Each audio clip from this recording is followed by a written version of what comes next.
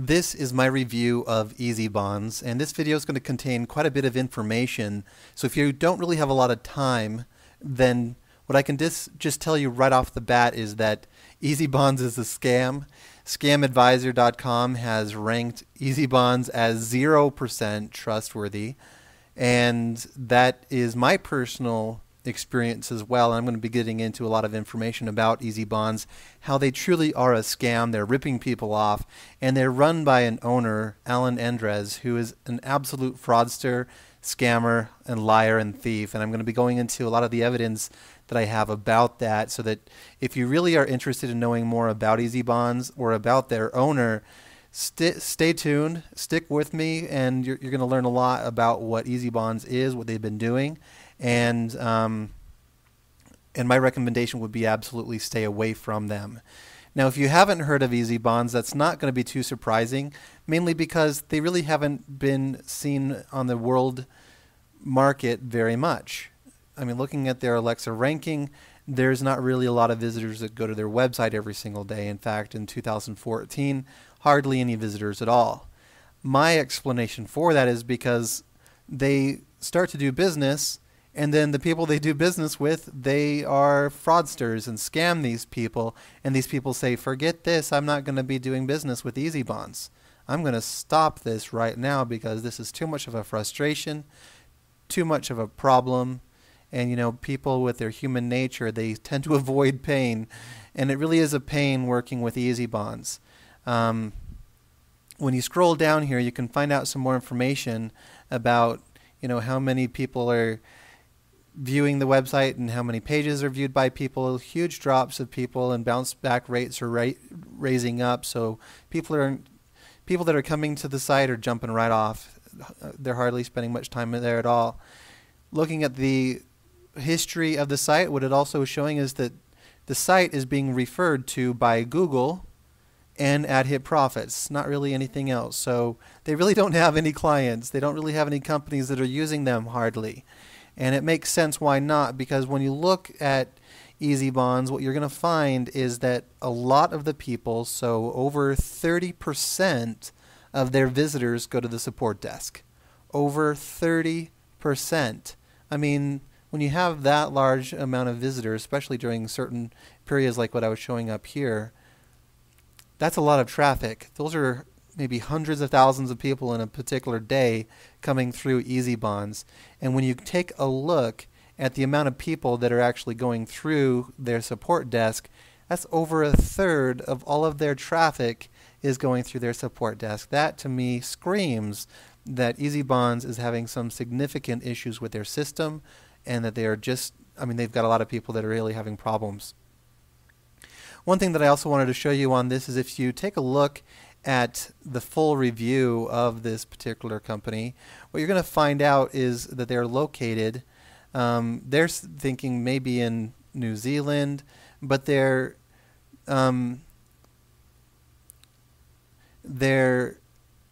host is in the United States.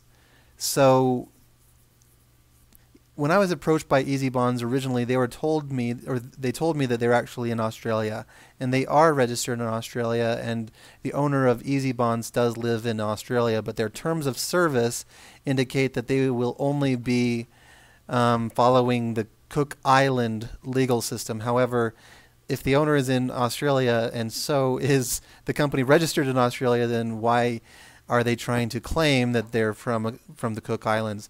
My recommendation with the reason why they're doing that is to try to scam people and not be held legally responsible for it. If they can get themselves out of the mainstream legal systems, then it can be very difficult for people to try to get a hold of them and hold them responsible and accountable for their fraudulent actions that they're doing.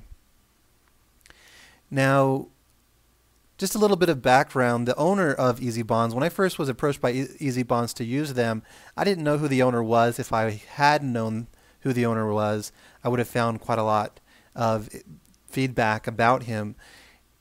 Allan Endresz is the owner of EzyBonds, and when you take a look in his history, there are multiple court cases against him.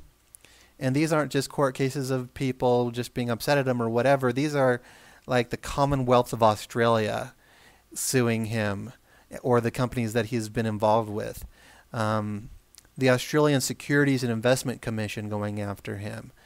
And the interesting thing about this is he has actually been found, in major violation of corporate laws in Australia, and actually has been banned from doing business until February, or actually until 2021. And I think it's September. And I've got some articles about that later on, which I'll be showing you. And I think this is pretty interesting stuff to recognize that the owner of EzyBonds has actually been banned from directing any business, any kind of company, for a number of years.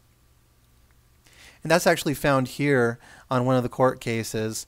And number 31 says, Mr. Allan Endresz has been involved in a variety of litigation, to some of which he specifically drew my attention, namely, and it gives the case information. In these proceedings, a number of defendants were respondents. The decision reported evidence that Mr. Allan Endresz had been convicted of certain offenses under the corporation's law of 1989, which led him to being disqualified from acting as a director of a company for a number of years. An appeal of that conviction was dismissed. And then it says later in number 32 that these proceedings had the penalty, and that penalty is talking about in number 33, that he is prohibited from managing a corporation until the 10th of September 2021. So what's pretty significant about that is he is managing, and he owns EzyBonds, and he has been convicted as a fraudster in the past.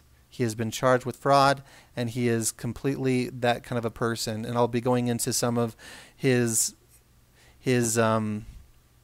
lies here in a little bit. But about this, whenever you come in contact with Allan, I came to realize that he's going to bring up this court case that he's had in the past. This 13-year battle is what it says here in this article, which is in 2012.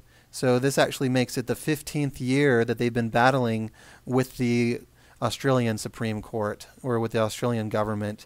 And what he is doing is he is suing Australia $4.3 billion in damages. Now you might be thinking, wow, what has the Australian government done to Mr. Endresz? Well, the Commonwealth is saying that there was about $8 million of taxpayer money that was sent into his business accounts back in 1998.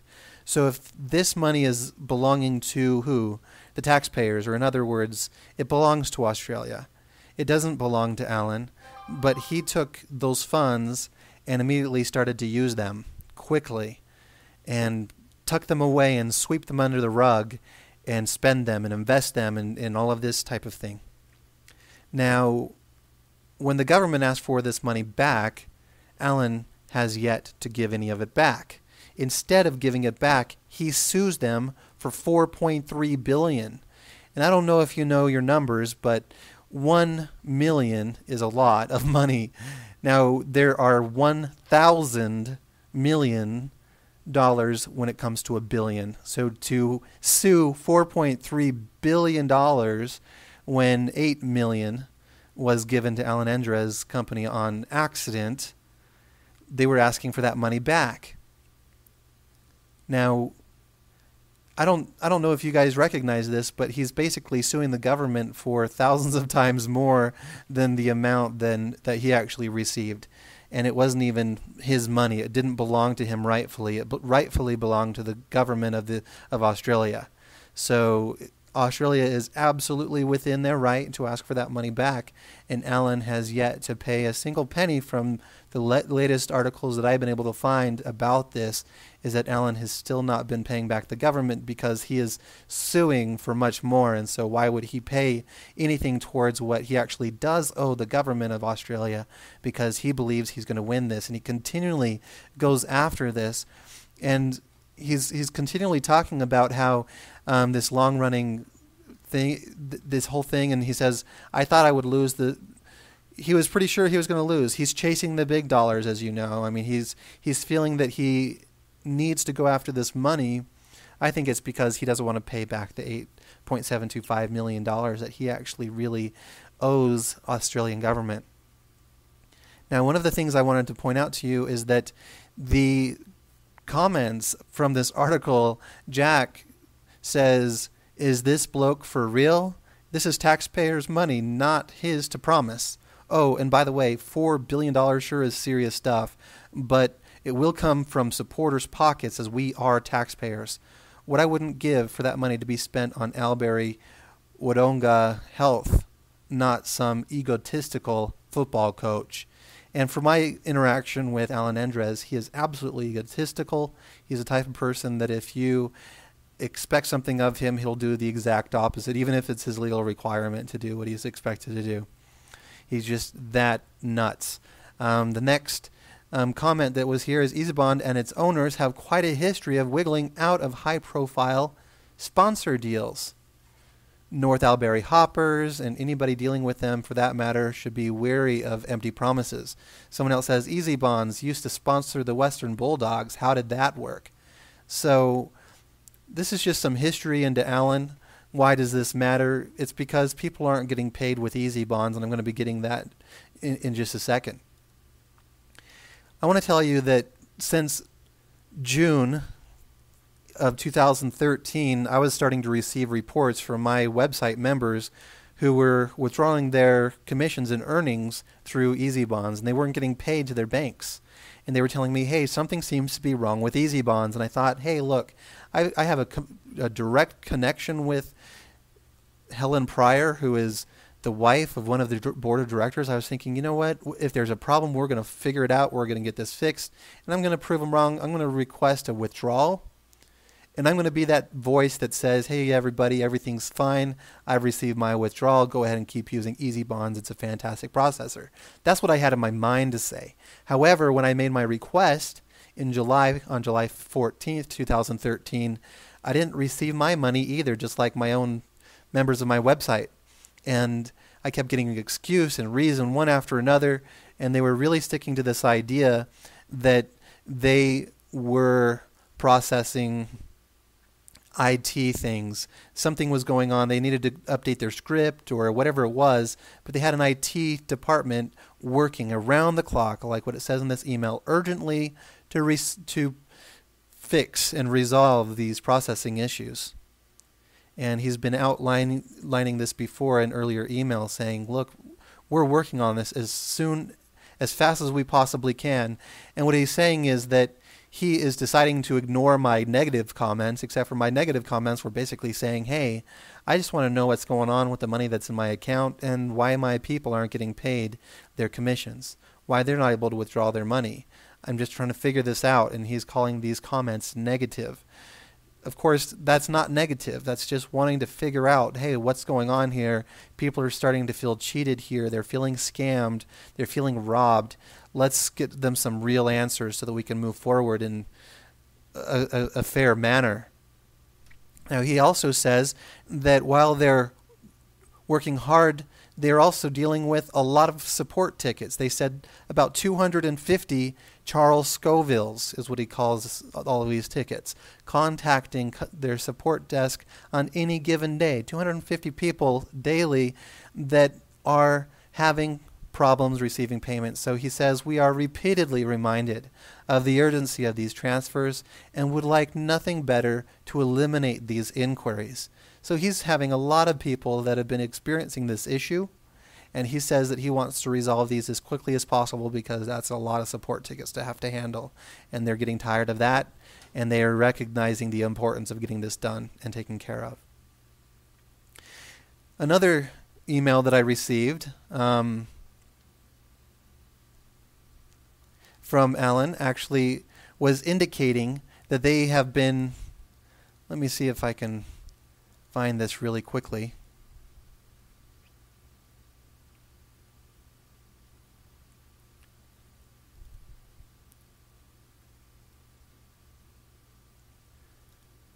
Let's see here. All right, so what he's saying here is, let me see if I can find it here real quick. Thanks for your patience. All right, so what he's saying here is please read my earlier email and stop going on about the funds being gone. We have been operational and listed on the ISDX previous plus market since 2000. So what I found very interesting about that is saying, oh wow, okay, so Allan Endresz is trying to claim how honest and legitimate he is. However, he's making this claim, and what I did is I looked up EzyBonds on the ISDX market, and what I found is that they were suspended, and the date here is December 31st of 2012. So let's go back to what he's saying is we've been operational and listed on the ISDX since 2000. So right here he's lying to me. He's trying to tell me that they really have funds on file, there's significant software enhancements, and that this withdrawal function is one of them. So he's telling me this whole time this lie, because right here part of the statement that he's telling me is that he's on this stock exchange. However, they've suspended the shares as of December 31st, 2012, and that was because they were not following some rules. They were needing to notify some information, and they haven't done that yet. They're still working on that. As far as I've been able to see, I haven't seen that they are unsuspended yet. Here's another article about this, just so it's not just one resource indicating this, but it is showing that EzyBonds had their shares suspended. And it also says that that was for the period ending December 31st, December of 2012. And that's in accordance with ISDX rules. So they intended to notify its annual results within 7 days, and so far I don't know if they've been able to do that. So if he's claiming that they've been on this particular system actively since 2000, right there he is found a liar. There's additional lies that he is definitely given. Here's another thing that I wanted to point out is there seems to be a real money flow problem. And let me first pull up for you in Skype. This is Lewis Reed, one of their support representatives. I was speaking with him, and I was telling him, hey, look, does EzyBonds have enough funds that will cover all of the account funds? You know, EzyBonds, they've got a lot of clients, a lot of people that are putting money inside of EzyBonds. I just couldn't figure this out, because if all of the money that is inside of everyone's EzyBonds account was truly available, then why would there be any delays in payouts? I mean, software doesn't do the transfer. I mean, let's say it does, but if it doesn't, then manually it can be done. But no one was receiving payments for 6 months. And this makes it the 7th month that I haven't received my withdrawal from EzyBonds. So there seems to be something absolutely wrong. And I said, I can't see any reason why people haven't been getting paid if there's money on file. And he said, you know, I agree with what you're saying. And this is Lewis Reed from their support saying, I agree with what you're saying. Allan hasn't admitted it. The card program issues with MasterCard have caused cash flow problems. My monthly wage is in arrears. But Allan is proud and will make good on his commitment to everyone. I will talk with him again on Monday about our conversation today. And I said, it's time something happens. We've been patiently waiting for a very long time. And I'm basically saying something has to give here. And he says, I agree with what you're saying. Something has got to give. And so, I mean, that's just the history here. Some further illustration that there appears to be some kind of a cash flow problem within EzyBonds.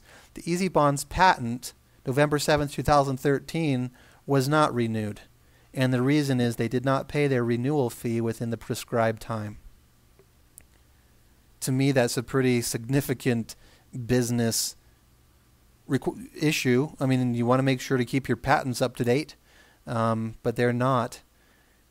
And as far as this, what it's saying here is that Allan Endresz is the owner here. I mean, that definitely confirms who the owner is, and he didn't pay it for whatever reason. And if he's not paying everybody with EzyBonds and people are waiting on withdrawals and he's creating all these excuses and reasons and he's not even updating his payment, his own support representative wasn't even getting paid. Check this out. It's in this article, Businessman Behind Coaching Deal, it shows that Mr. Endresz said a debt of $390,000 that has been owing the Bulldog since 2008 should be paid by January. And that was in 2012. So he's saying that in January 2013, they should be able to get that debt paid, a debt of $390,000.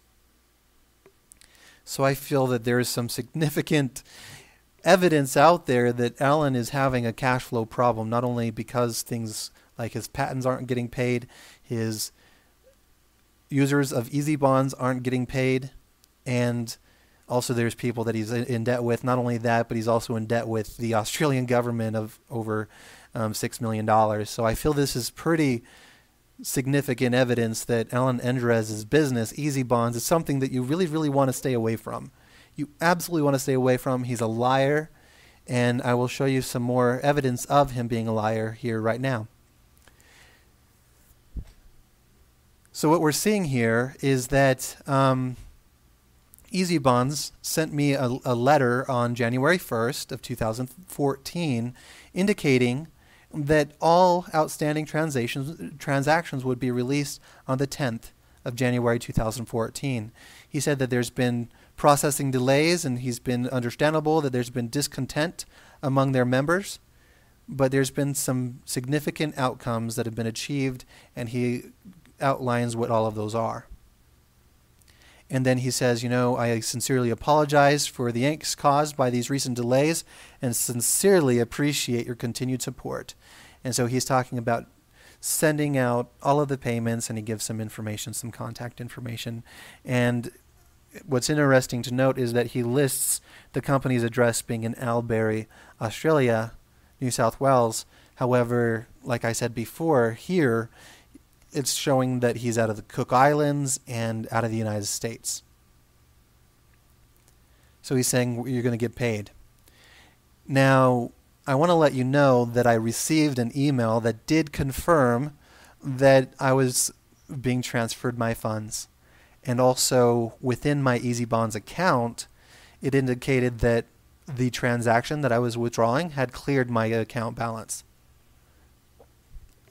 I wasn't receiving anything. Here's January 24th. So, I mean, with a 3 to 5 day period that it lists, I mean, from the 10th, you'd imagine that by the 24th of January, I would have received something. So I informed them. And here's the response from support. The support team is presently aware of your transaction and has commenced an internal bank trace with our representative processors to ensure that the funds are delivered to your nominated bank account.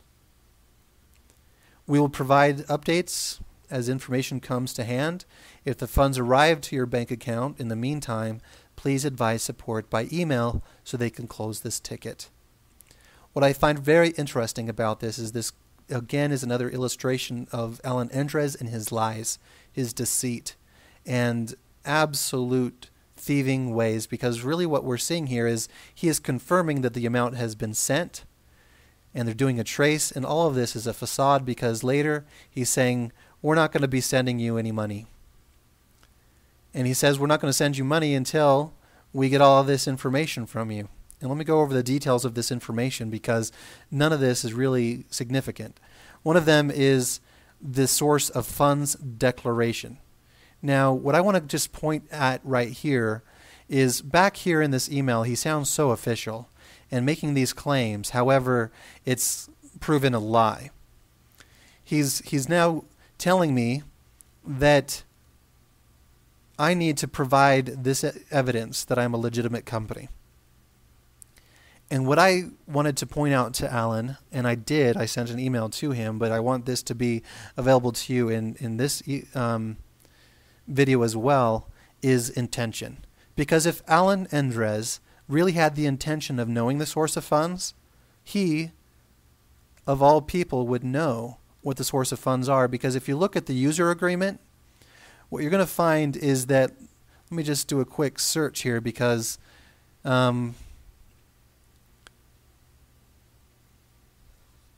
it's talking about this security coded HTML, talking about these payment buttons. Security coded link, all of these different things that are of security. I mean, he's claiming and bragging how secure everything is. This button, so he's talking about, you know, headers and buttons and icons. Let me take a look at the previous button. Your own EzyBonds payment button is automatically processed instructions, and he's talking about it's a security coded HTML which generates this payment button, which I had on my account on my site. So this coded secure button would have indicated the source of funds for him within his system. The funds were coming from my customers, which is easily noticed because each transaction had a note of the service that they were purchasing.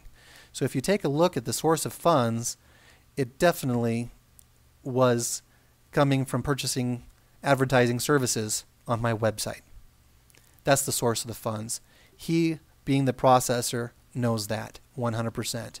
Also on the other side, he of all people would also know where the funds are coming from because his customers were sending money to his bank, his company bank from their banks. So he knows where those funds are coming from. The source of funds are coming from my customers to purchase advertising service.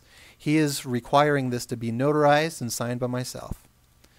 Declaration of legitimate business. This, I think, is asinine. Why do I need to do that? Of course it's a legitimate business. What exactly does legitimate mean? That it's legal? That what I'm providing is of value? And what I'm selling, what people are buying, is what they're receiving? I mean, I think that he can clearly see that right off the bat, seeing that I'm a company that sells internet advertising and I've got a large number of visitors coming to my website every day. I think that's pretty, I mean, if he really wanted to know that it's legitimate, he wouldn't need to have something signed and notarized. This is pointless. These two things are absolutely pointless. A certificate of incumbency.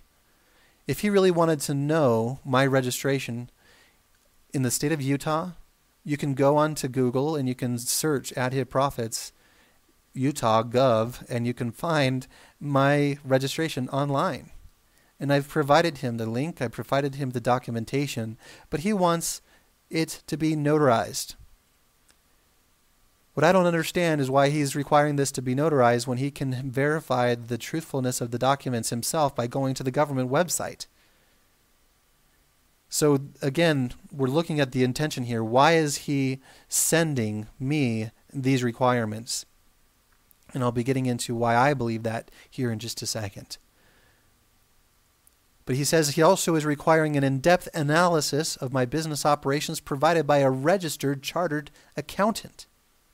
What I don't understand is why that's even necessary, mainly because the money that's processed through his payment processor, he has full access to all the accounting.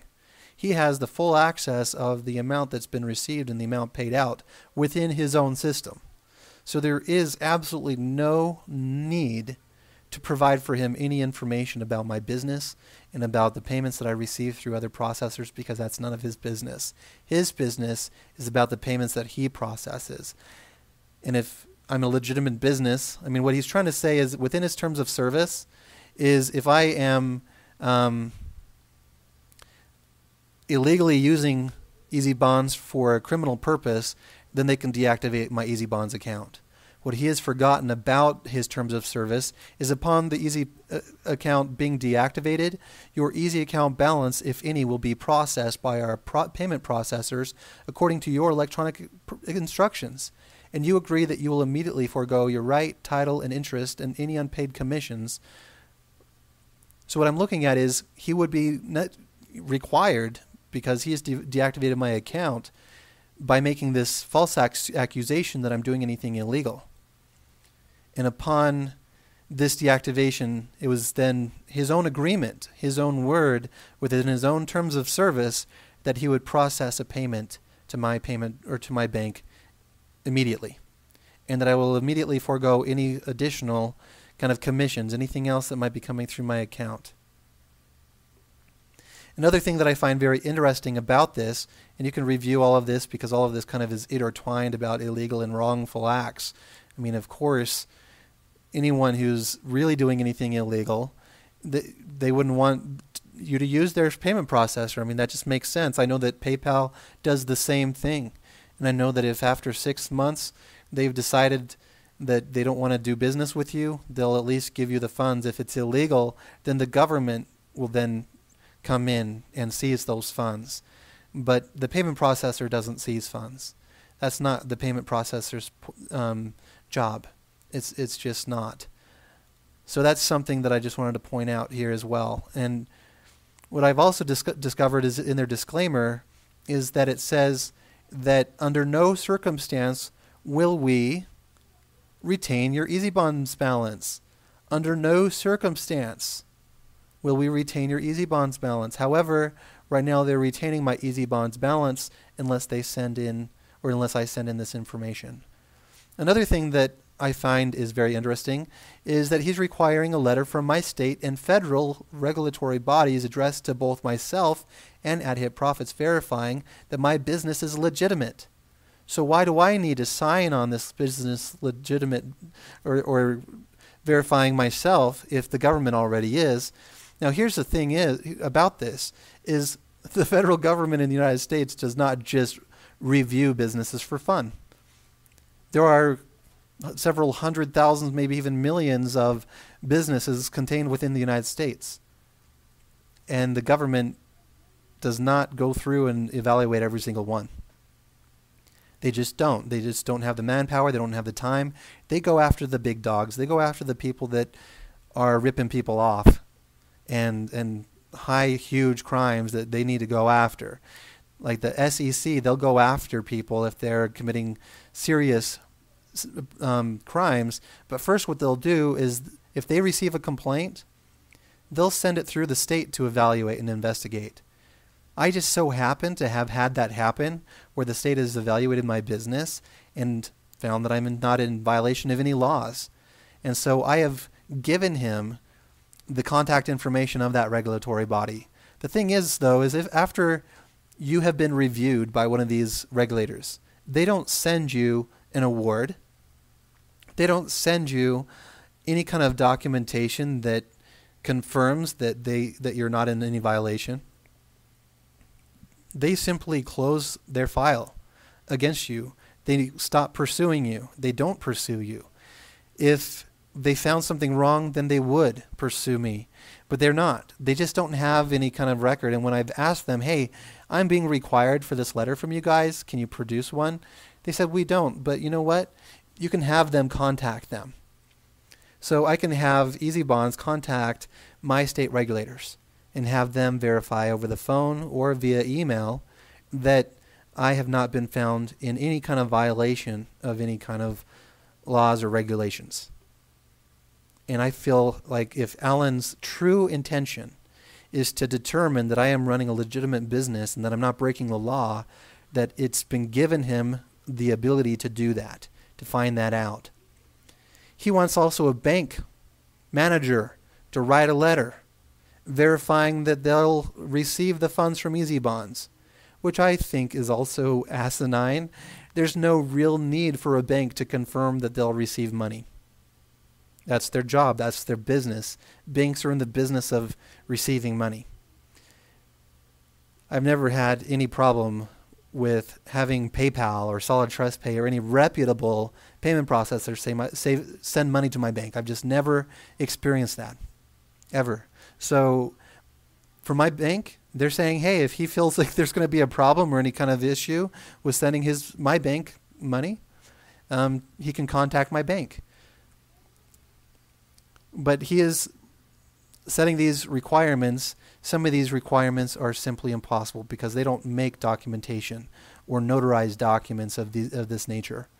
And why would I need to hire an accountant, a certified accountant, to analyze my business for EzyBonds to send me the money that belongs rightfully to me and my business, especially after all of this history of them claiming that there's some kind of IT issues going on, that they're working around the clock. What I believe is the true intention here is that Allan never intended to ever send me money, and has decided very early on to begin ripping off my members as well as EzyBonds members in general. I mean, let's just go back to the history of traffic here on the website. I mean, why else would you explain such low amount of visitors to EzyBonds? I mean, if it's being highly used here and then here are a few spikes of usage, why would these people stop using EzyBonds? It's because they're not having a very easy time getting money in and out of EzyBonds, especially getting it out. Very hard struggles going on, as I've been experiencing. And Allan is making it feel like to the individual that the problem is just with them individually. However, like I said before, there are over 250 Charles Scovilles. Over 250 is what he said, contacting our support desk on any given day about these transfers and the problems that are going on with paying people. So I guess in closing, what I just wanted to clarify again is that EzyBonds is a scam company. It's ripping people off, it's stealing people's money, and it's creating excuses why they shouldn't send people their money. And they have tried their best to stay out of legal jurisdiction because they are registered in Australia, they've got their hosting in the United States, and they're telling you that the jurisdiction is going to be in the Cook Islands. And what I think about that is, if I was running a scam like EzyBonds, how legitimate would it be to say that I would only be able to have responsibility under the law on the moon? I mean, that's ridiculous. It's completely insane for them to say that they can accept no responsibility under any law other than inside the Cook Islands, especially when they are registered in Australia.